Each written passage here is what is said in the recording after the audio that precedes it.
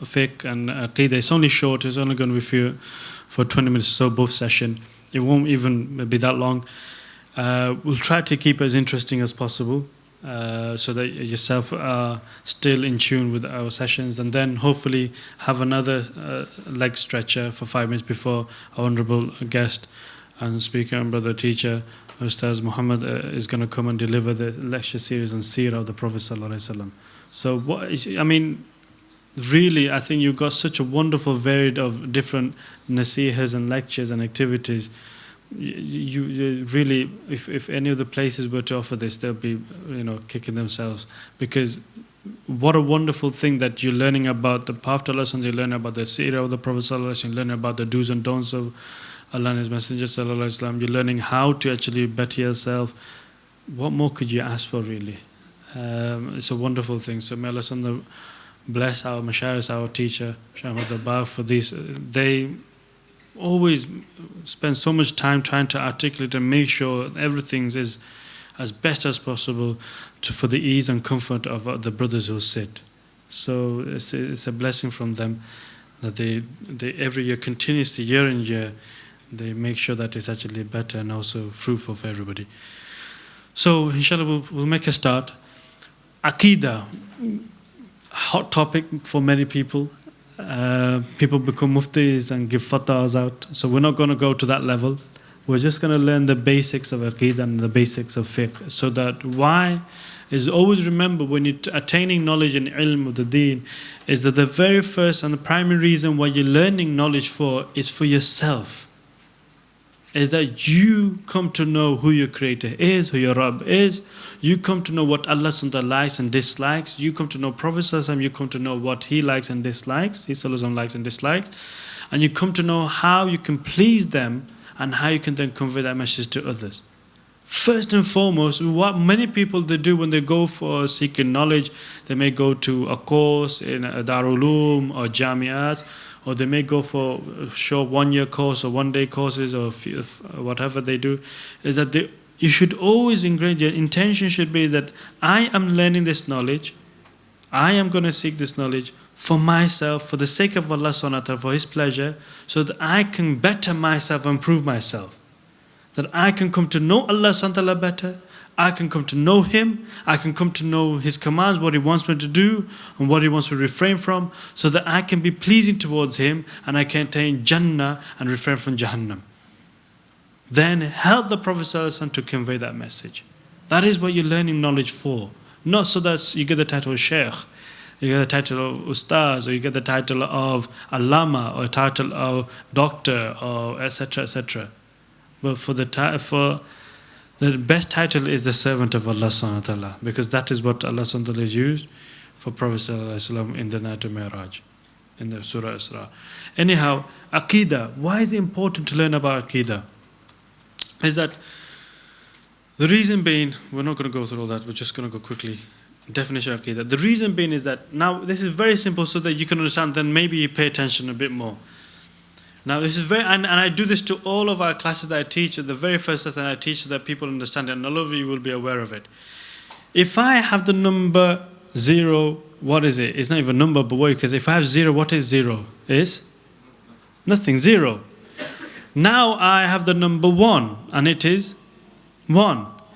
So if I now have 1 after the 0, what does it become? Okay, that's a bit tricky. Now let me just put it to it. I have 1, I have number 1, and then I put a 0 next to it. What does it become? 10. Add another 0, what does it become? Another 0. And keep on going bigger and bigger and bigger and bigger, the more noughts or more numbers. But that 1 is there. That number 1 is there. As long as you have that number 1, you can have a big as zeros as much. You can be billions and trillions. I don't even know what trillion looks like. But anyway, you can have all of these numbers. And it becomes greater. The more zeros that you add, it becomes greater. Now, to make you understand how important it is that you know your basic aqidah, imagine I have 10 zeros after the 1. Now, only Haji Ramzan will know what value that is. But imagine you have 10 zeros after that 1. Let's say hundreds of millions it is, though, that figure, isn't it, yeah? I'm not good at my math, so I won't go there. So you got about hundreds of millions of whatever it is. You have so many zeros, it's a big number.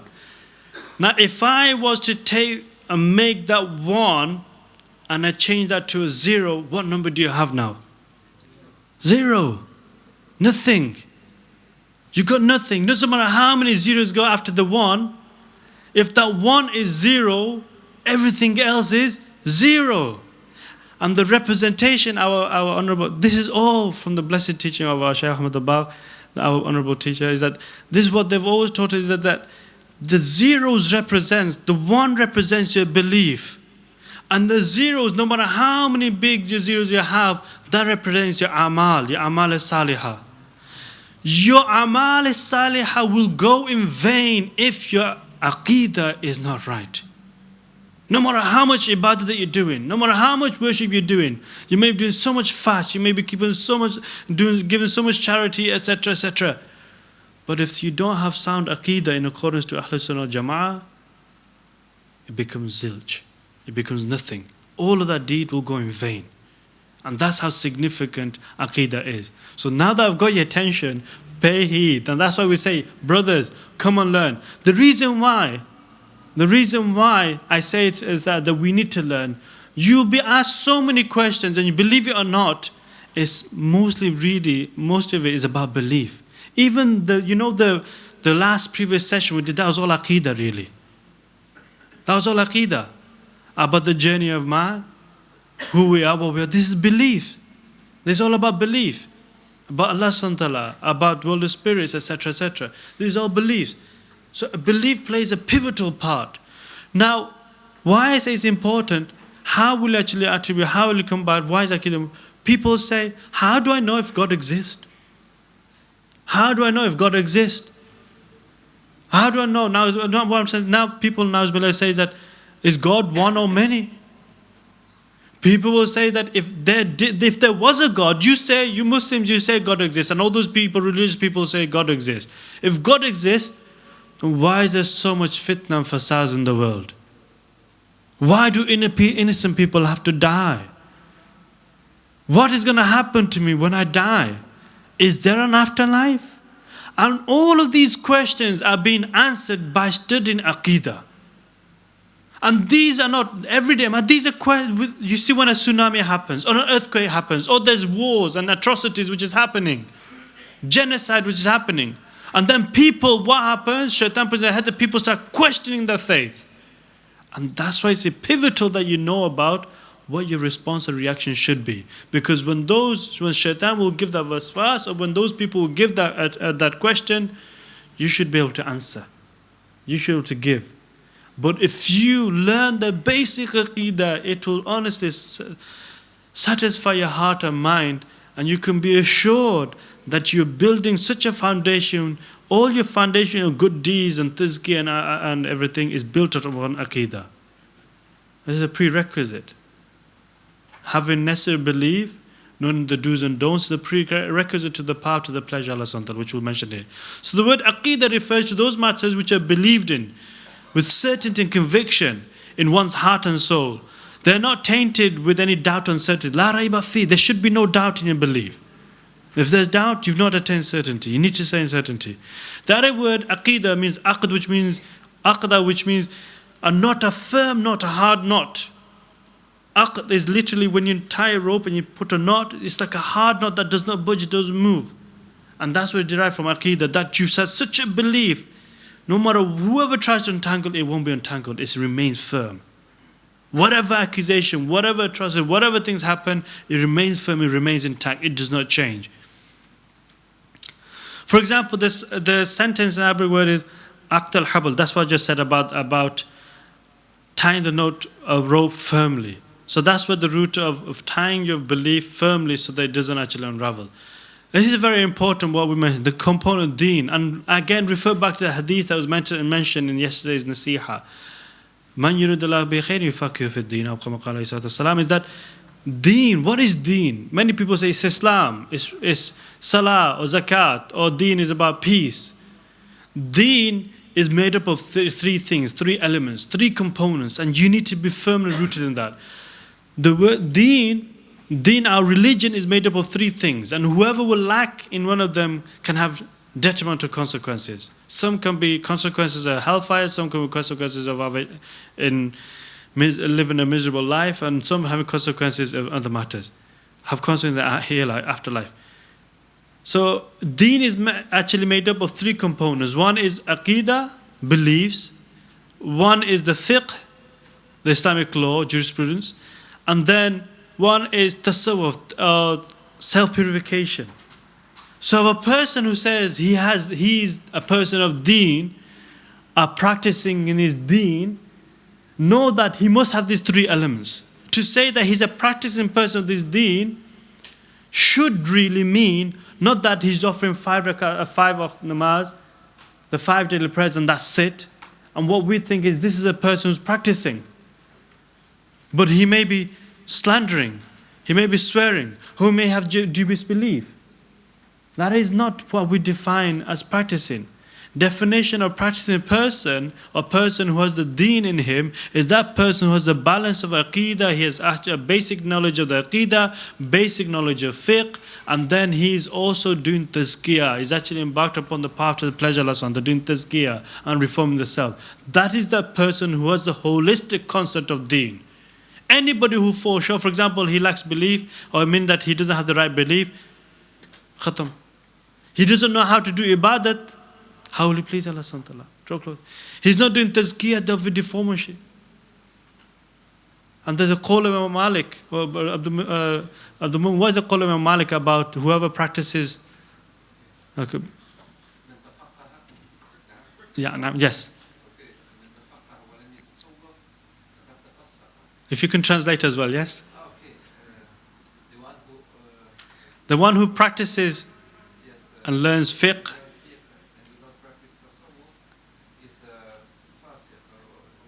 is actually someone who goes astray. So the one who practices, who actually learns and practices fiqh and aqidah, and is busied in this, and he doesn't practice tasawwuf. This is a qawl of one of the schools of thought, Imam Malik. He's one of the imams of the deen. Is that he established one of the schools of thought, and he said, whoever will embark upon actually busying themselves in seeking knowledge and practicing knowledge of aqidah and fiqh, but neglects the practice of tasawwuf, he'll go astray. He'll be deprived. And the one who practices tasawwuf, but he is negligent and ignorant of the aqidah and fiqh, he's completely astray. He's completely gone. He's astray. The other one is the deficiency, and there is actually whoever will not embark upon, who learn knowledge of aqidah and fiqh and doesn't practice tasawwuf, there will be deficiency there. There will be deformation there. And the one, it's like, for example, deficiency and deformation. For example, a human being. Let's say, just so that you can understand, Allah subhanahu wa ta'ala, I'm not trying to say about anybody, but basically, the nature of a human being, the formation of a human being is that he has a head, he has hands, he has 2 feet, 2 arms, face, 2 eyes. This is what we say, a person who's a human being who has been blessed with everything. Now, if he has an arm missing, he has a leg missing, we said there's a deficiency. There's a deficiency in that person because he has something missing. And that's what happens, is that person who has these deficiencies in his deen, if it's missing, it can have very detrimental amount to your akhirah. Now the person who will embark upon just tasawwuf of tazkiyah and not learn about aqidah and fiqh, he will go completely astray. Shaitan will use him and blow in his mind, and that's it, he will go astray.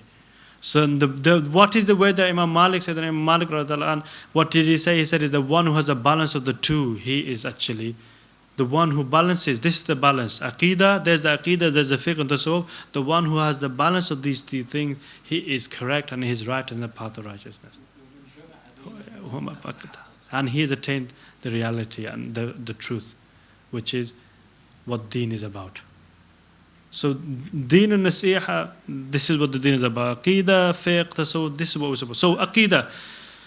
We're talking about aqidah, the components of aqidah. So, if you take the analogy of Islam, is that this is what we're saying is that the roots of a tree is like the aqidah. The trunk is like the fiqh. The tazkiyah element is like the leaves, and ihsan is the fruit. Ihsan is a fruit. Why do we need to know about Aqidah? Because these are the prerequisites to the 4 conditions to actually achieve the pleasure of Allah subhanahu wa ta'ala. Knowledge of Aqidah is the 4 conditions to travel to the path to Allah subhanahu wa ta'ala. The Aqidah, knowledge of fiqh, knowledge of Aqidah, repentance, doing tawbah, which we're going to go through in session, and striving, which we'll also mention as well in these sessions. These are all conditions to traverse the path to Allah subhanahu wa ta'ala. If you want to achieve Allah subhanahu wa ta'ala, you need to have this. So if you are missing, if you are a person saying, I want Allah, I want to achieve His pleasure, and we say there's a halaqah of fiqh and aqidah going, you're missing the 2 conditions. It means that are you really sincere? Are you really a real sincere seeker who wants Allah subhanahu wa ta'ala? Then you need to be sitting in this, not staying upstairs, or not going to somewhere else and snoring away. You need to know this. Because this is the person who attains the haqqaqa, who has actually attains the reality of it, of deen. In Islam, Aqidah is a core subject which determines a person whether he's a Muslim or non-Muslim. Beliefs need to be corrected before a person can perform the action in accordance to the command of Allah and the Sunnah of the Prophet ﷺ. Aqidah is the initial step in which a person begins the path towards the pleasure of Allah subhanahu wa ta'ala. Let me just give you, I'm just going to quickly take you aside to one element, one step.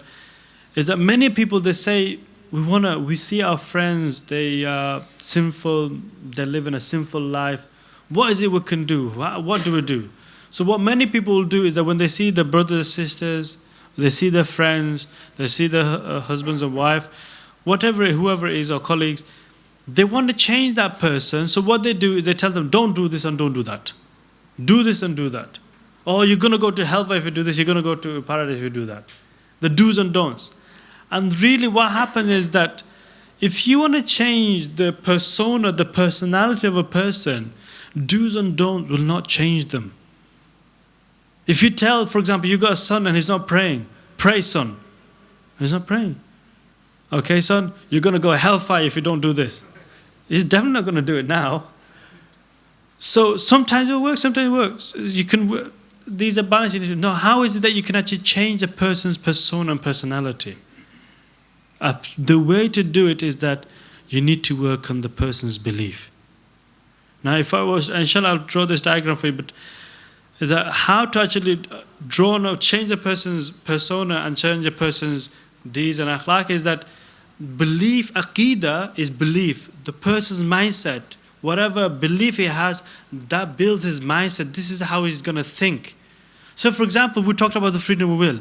If a person believes I can do whatever I want, he will think I can do whatever I want. If a person's belief is I can do whatever I want, that's his aqidah now. Then he will think I can do whatever I want. And then when he thinks he can do whatever he wants, he will do whatever he wants. And when he will do whatever he wants, he becomes the personality of that person who does whatever he wants. That's the personality. So belief molds a person's thinking, and the thinking molds a person's a'mals, deeds, and the deeds shapes a person's personality. So if you want to change a person, work on the beliefs. Don't go with do's and don'ts. So Aqidah, these are the basic tenets of faith of a Muslim. And this is, everybody will tell you, yep, we're sure of that. The basic thing that we learned when we were in mosque, when we went as a child, our parents taught us is Amantu billahi wa malaikatihi wa kutubihi wa rusuli wal yawm al-akhir wal qadri khayri wa sharri min Allah ta'ala wa ba'athi ba'd al-maut. Imam Mujmal, Imam Mufassal, we're thinking, why we learn this when we're kids? Why we're learning it? Really, because we didn't give them the meaning to it, we didn't know. But really, this is what we're learning. We're learning our belief. What we're supposed to believe in. Amantu, I believed in what? Allah subhanahu wa ta'ala, His angels, the divine books, the prophets and messengers, the day of judgment, the destiny, and the hereafter, the life of the death. That is the core components of a belief of a Muslim. And what we're going to be doing the next days is going in a bit more detail, and the latter ones we're going to go through specific topics in this time and age where Muslims are being mocked and ridiculed. What should be our response to that? So we're going to go through a bit of that as well. So that's the basic core beliefs of a Muslim. Belief in Allah, what should be our belief in Allah subhanahu wa ta'ala, His angels, the divine books. We're going to go through in detail in the next sessions, inshallah. Okay? We'll now move on to the lesson of fiqh. This is the do's. This is the do's of our deen. What we're supposed to not do.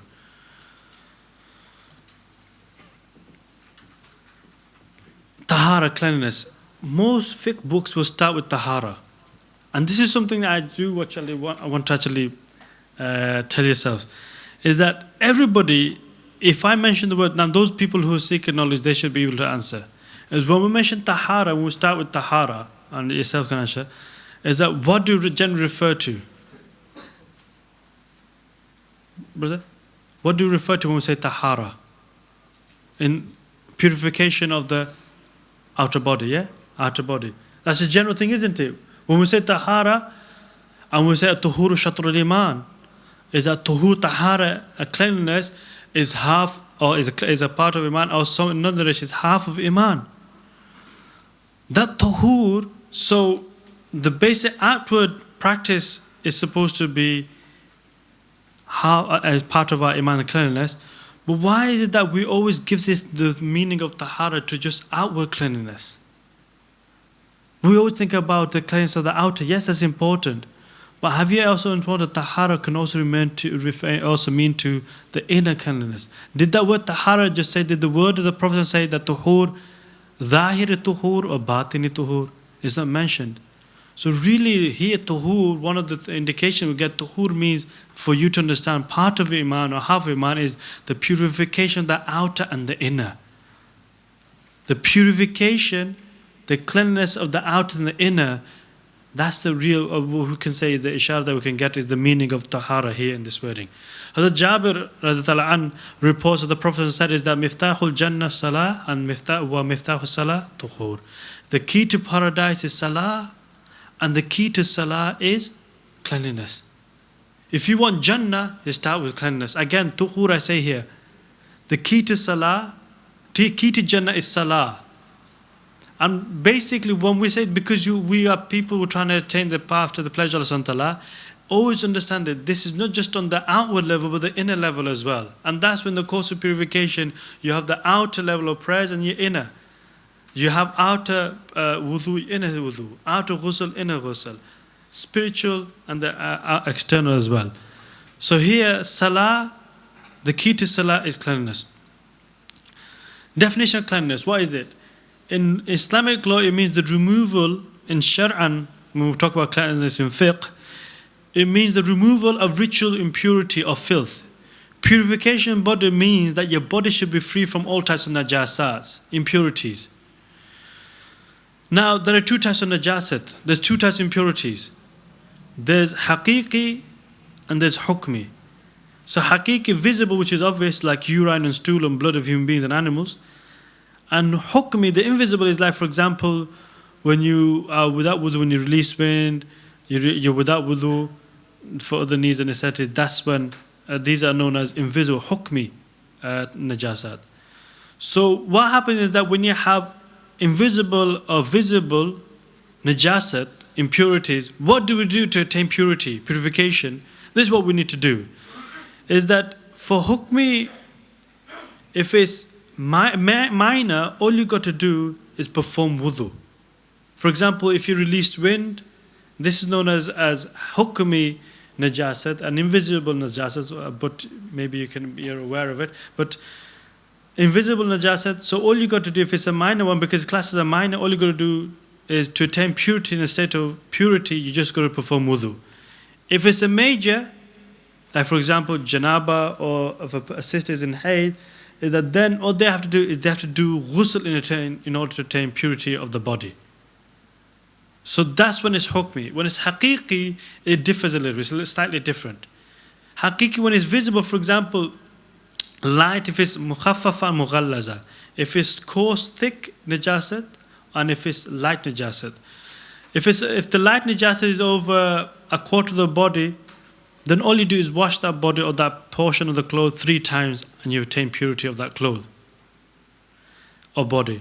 And if it's heavy mughallaza, if it's over more than 2 piece size of coin, then all you do is that you wash that part of the body 3 times, rinse it 3 times, and you attain purification of that cloth or that body. So, haqiqi and hukmi, there's 2 types of najasa, haqiqi and hukmi. One is that for hukmi, you need to perform ghusl or wudu. For hakiki, you just need to wash that body or that area depending on the size and type, wash it 3 times and you attain purity of that. That's the simple way to understand it. So we just mentioned all that. Now we'll go to istinja. We'll do this tomorrow inshallah because we're running out of time. So we'll stop here. So we did Aqidah and the importance of Aqidah and the importance of seeking knowledge of Aqidah and fiqh. That's what we discussed. And we talked about why we should learn Aqidah. We're going to go in details what are the components of that we're going to be learning and studying about Aqidah. And then we talked about Tahara today. So tomorrow we'll talk about istinja and then we'll go to ghusl, wudu, salah and so forth. If there is any particular topic which people have difficulty in fiqh, then please receive me. But hopefully I will also be going through how a person can make up salah when they come late, doubts in salah as well as sajda sahv. I'll do this in 3 different sessions inshallah. Okay. So how to make up prayer when you're late, doubts in salah, and also sajda sahv, which is these are common mistakes and errors that people make. We'll go through that inshallah. Okay. Jazakumullah khair wa sana jaza. Subhanakallahumma bihamdika ashhadu an la ilaha illa anta astaghfiruka wa atubu ilayk. You can stretch your legs for 5 minutes inshallah. 5:35 we'll start with Professor Muhammad's speech and seerah. Jazakumullah khair. So you can stretch your legs. Don't go upstairs. Just stretch your legs here, and then inshallah we can commence as quickly as possible. Jazakumullah khair.